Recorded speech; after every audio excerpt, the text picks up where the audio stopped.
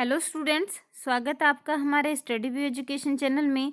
आज की जो डिक्टेशन है वो 85 वर्ड पर मिनट की स्पीड से रहेगी और ये जो डिक्टेशन है 2022 के अंदर ग्रेड सी के लिए आई हुई डिक्टेशन है।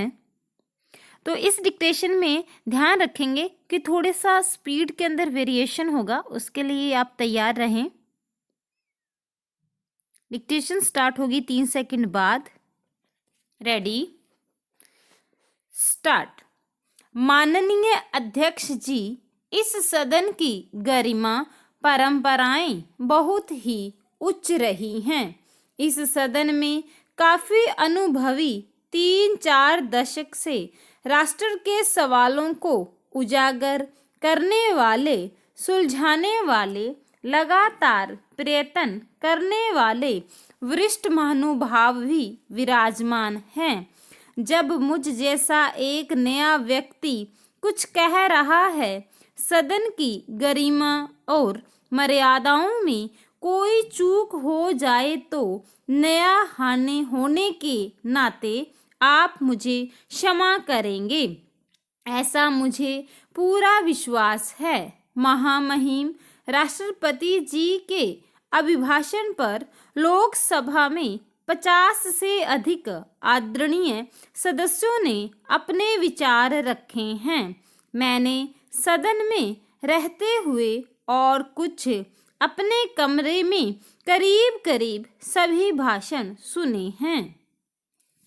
सभी वरिष्ठ महानुभावों को मैंने सुना। एक बात सही है कि एक स्वर यह आया है कि आपने इतनी सारी बातें बताई हैं, इन्हें कैसे करोगे, कब करोगे। मैं मानता हूँ कि सही विषय को स्पर्श किया है और यह मन में आना बहुत स्वाभाविक है। मैं अपना एक अनुभव बताता हूँ। मैं नया गुजरात में मुख्यमंत्री बनकर गया था और एक बार मैंने सदन में कह दिया कि मैं गुजरात के गांवों में घरों में 24 घंटे बिजली पहुंचाना चाहता हूं। खैर, ट्रेजरी बेंच ने बहुत तालियां बजाई, लेकिन सामने की तरफ सन्नाटा था। लेकिन हमारे जो विपक्ष के नेता थे, चौधरी अमर सिंह जी, वह कांग्रेस के वरिष्ठ नेता थे, बड़े सुलझे हुए नेता थे। वह बाद में समय लेकर मुझे मिलने आए। उन्होंने कहा कि मोदी जी, कहीं आपकी कोई चूक तो नहीं हो रही है। आप तो नए हो, आपका अनुभव नहीं है। यह 24 घंटे बिजली देना इम्पॉसिबल है। आप कैसे दोगे? एक मित्र भाव से उन्होंने इस पर चिंता व्यक्त की थी। मैंने उनसे कहा कि मैंने सोचा है और मुझे लगता है कि हम करेंगे। वह बोले, संभव ही नहीं है।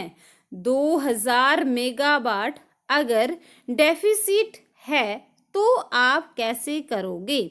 उनके मन में वह विचार आना बड़ा स्वाभाविक था, लेकिन मुझे इस बात का आनंद है कि वह काम गुजरात में हो गया था। अब इसलिए यहाँ बैठे हुए सभी वरिष्ठ महानुभावों के मन में सवाल आना बहुत स्वाभाविक है कि अभी तक नहीं हुआ, अब कैसे होगा। अभी तक नहीं हुआ, इसलिए शक होना बहुत स्वाभाविक है, लेकिन मैं इस सदन को विश्वास दिलाता हूँ कि राष्ट्रपति जी ने जो रास्ता प्रस्तुत किया है उसे पूरा करने में हम कोई कोताही नहीं बरतेंगे। हमारे लिए राष्ट्रपति जी का अभिभाषण सिर्फ परंपरा और रिचुअल नहीं है। हमारे लिए उनके माध्यम से कही हुई हर बात एक सेक्रेटरी है, एक पवित्र बंधन है और उसे पूरा करने का हमारा प्रयास भी है। और यही भावना हमारी प्रेरणा भी बन सकती है, जो हमें काम करने की प्रेरणा दे।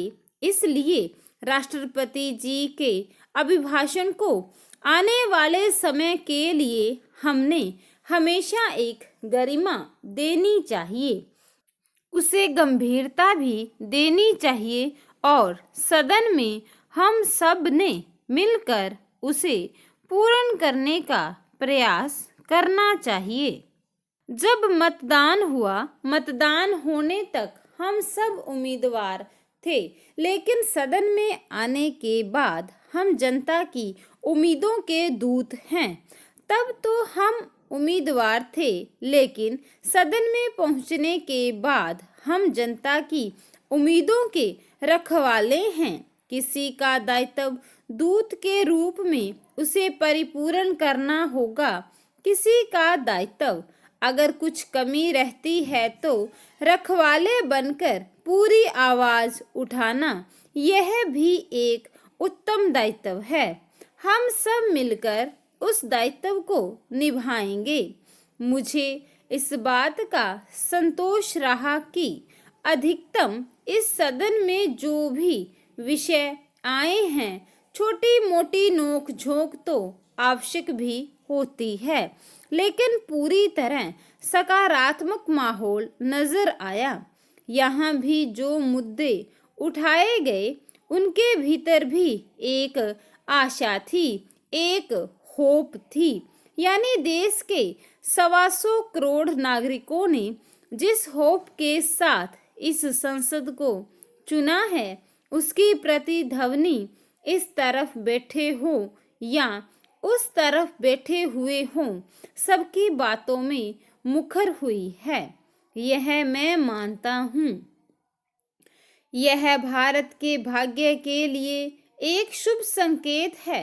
राष्ट्रपति जी ने अपने अभिभाषण में चुनाव मतदाता परिणाम की सराहना की है।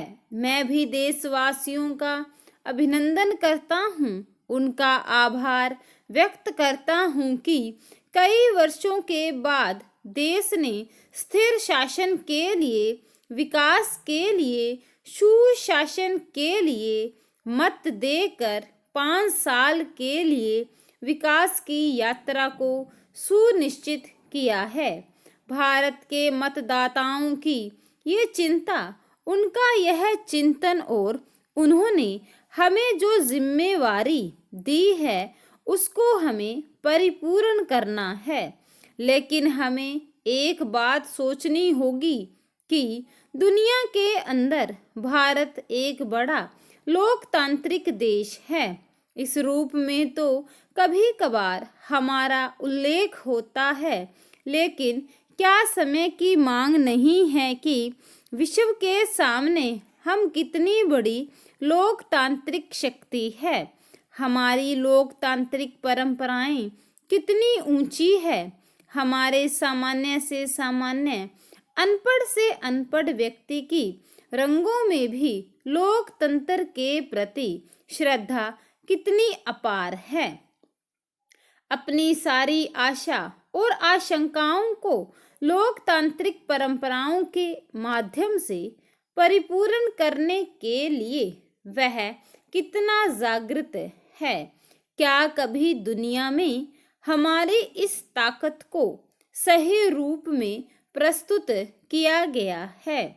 इस चुनाव के बाद हम सबका एक सामूहिक दायित्व बनता है कि विश्व को डंके की चोट पर हम यह समझाएं, विश्व को हम प्रभावित करें। पूरा यूरोप और अमेरिका मिलकर जितने मतदाता हैं, उससे ज़्यादा लोग हमारे चुनावों में शरीक होते हैं।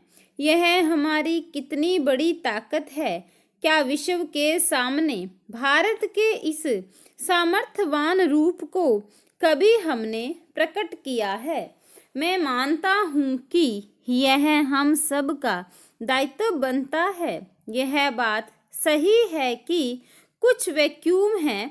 1200 साल की गुलामी की मानसिकता हमें परेशान कर रही है। बहुत बार हमसे थोड़ा ऊंचा व्यक्ति मिले तो सर ऊंचा करके बात करने की हमारी ताकत नहीं होती है। कभी कभार चमड़ी का रंग भी हमें प्रभावित कर देता है। उन सारी बातों से बाहर निकलकर भारत जैसा सामर्थ्यवान लोकतंत्र और इस चुनाव में इस प्रकार का प्रकट रूप अब विश्व के सामने ताकतवर देश के रूप में प्रस्तुत होने का समय आ गया है। स्टॉप। स्टूडेंट्स, डिक्टेशन अच्छी लगी हो तो कमेंट बॉक्स में कमेंट कीजिएगा और ऐसी ही और अच्छी अच्छी डिक्टेशन चाहने के लिए आप हमारे स्टडी व्यू एजुकेशन चैनल को सब्सक्राइब, शेयर, लाइक ज़रूर कर दीजिएगा। Thank you.